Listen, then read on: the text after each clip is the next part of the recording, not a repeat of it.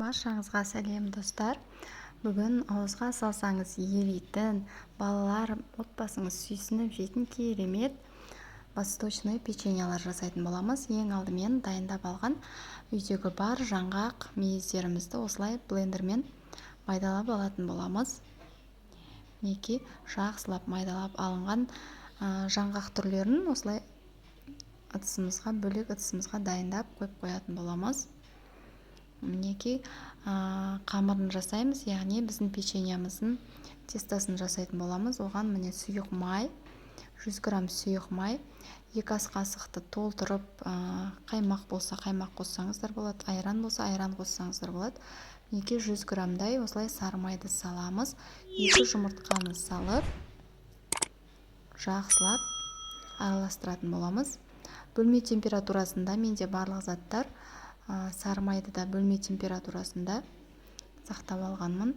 Мінекей осылай жақсылап араластырып, қасықпен біркелкі етіп араластырып аламыз.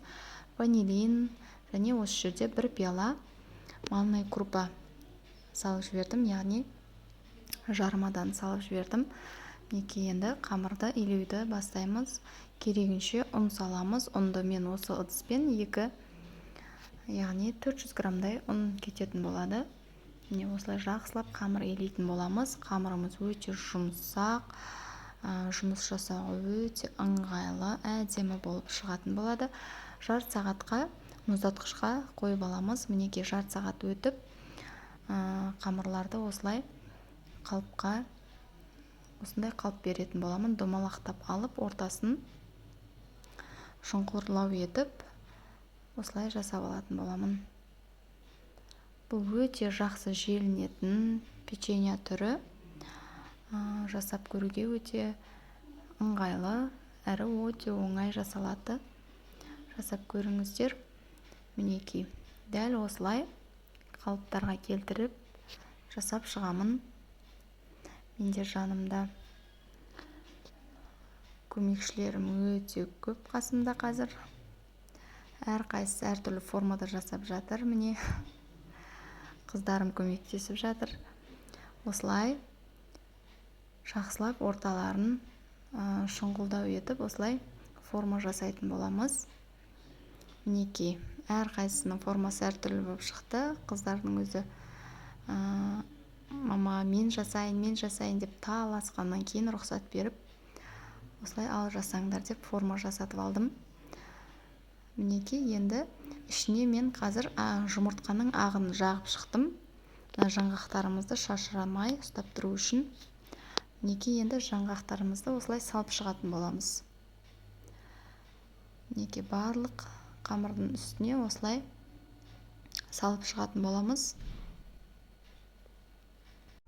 Мінекей барлығын осылай жаңғақтарымызды салып, жайғастырып шығатын боламыз.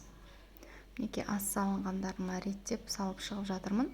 Үстінен сгущенканы осылай құйып шығатын боламыз.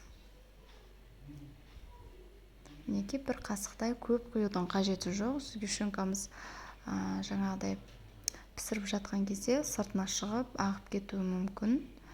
Кішкене осылай қасықпен құйып шығатын боламыз. Мінекей қызып тұрған пеште 170-180 градуста 20-25 минутта тез пісіп қалатын болады бұл печеньямыз. Мінекей духовкамызға салып алдық. Мінекей міне осылай бір-біріне көтеріліп тығыздалып қалды. Араларын осылай кесіп алып ыдысымызға жайғастыратын боламыз. Мінекей үстінен қант ұнтағын осылай сепіп шықсаңыздар да болады.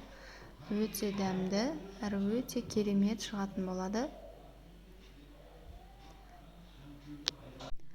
Достар, каналыма тіркеліп, лайк басып, коммент қалдырып, YouTube каналымда қолдағандарыңыз үшін алдын ала рахмет айтамын.